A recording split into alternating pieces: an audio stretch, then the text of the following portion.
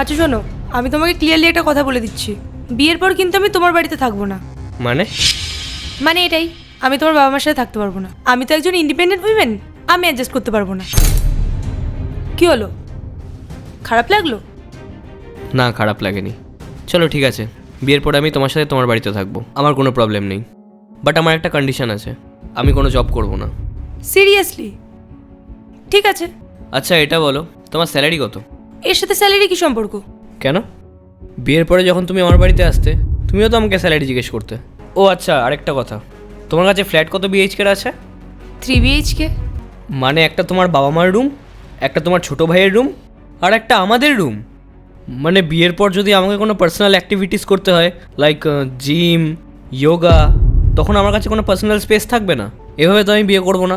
হ্যাঁ, একটা কন্ডিশনে আমি বিয়ে করতে রাজি আছি, যদি তুমি তোমার বাবা মাকে ছেড়ে আমাকে কোনো একটা আলাদা ফ্ল্যাটে রাখতে পারো, দেন আমি তোমাকে বিয়ে করতে রাজি। কি সব বলছো তুমি? আরে আমার কথা বলা এখনও শেষ হয়নি, আরও কিছু বাকি আছে। বলো। যখন তুমি অফিস থেকে বাড়ি ফিরবে তখন তোমাকে আমার কাজেও হেল্প করতে হবে। আর যদি কোনোভাবে আমাদের বিয়েটা না টেকে তাহলে তোমার প্রপার্টির অর্ধেক শেয়ার আমাকে দিতে হবে। কি সব ভুলভাল বকছো তুমি? কখনো তোমার আলাদা করে ফ্ল্যাট চাই, কখনো তোমার আমার প্রপার্টির অর্ধেক অংশ চাই। আরে তোমার নিজের বলেও কিছু আছে নাকি নেই? বিয়ে করতে এসছো নাকি ডিল করতে এসছো? কেন, খারাপ লাগছে? এত ভুলভাল কথা বললে যে কারোর খারাপ লাগবে। আমাদের ছেলেদের খারাপ লাগে না, আমাদের তো একদমই খারাপ লাগে না।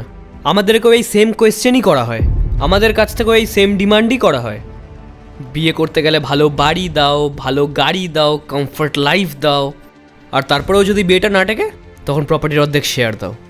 ডিল আমি করছি না, আমি তোমার কাছ থেকে সেই জিনিসগুলোই চাইছি যেগুলো তুমি আমার কাছে চাইতে, যেগুলো তোমার কোয়েশ্চেন হতো। যদি একটা ছেলে তোমার সব কন্ডিশন মেনে তোমাকে নিজের সাথে রাখতে পারে তাহলে তুমি তো একটা ইন্ডিপেন্ডেন্ট মেয়ে, তুমি কেন আমার সব কন্ডিশন মেনে আমাকে তোমার সাথে রাখবে না? ও, আমি তো আমার কোয়েশ্চেনের অ্যান্সারই পেলাম না। তা বলো, কত স্যালারি তোমার? 45,000। 45,000? বাস? আরে এক মাসে আমার গাড়িতে তো 45,000-এর তেলই লেগে যায়। আরে দুদিনে এই টাকা উড়িয়ে দিই আমি, আর তুমি বলছো যে তুমি আমাকে তোমার বাড়িতে রাখবে? আর বাবাও না, কোথায় পাঠিয়ে দিল আমাকে। ম্যাডাম আপনি একটা কাজ করুন, আপনি আপনার বাড়ি যান আর গিয়ে আপনার বাবাকে বলুন যে ডিল ক্যান্সেল হয়ে গেছে, এই বিয়েটা হচ্ছে না। আর হ্যাঁ, নেক্সট টাইম যখন কোনো ছেলের সঙ্গে দেখা করতে আসবেন না, তখন আপনার এই ওয়ার্কিং উইমেন, ইন্ডিপেন্ডেন্ট উইমেনের যে অ্যাটিটিউডটা নিজের পকেটে ভরে আসবেন। এসছেন বড়, তোমার বাড়িতে থাকবো না।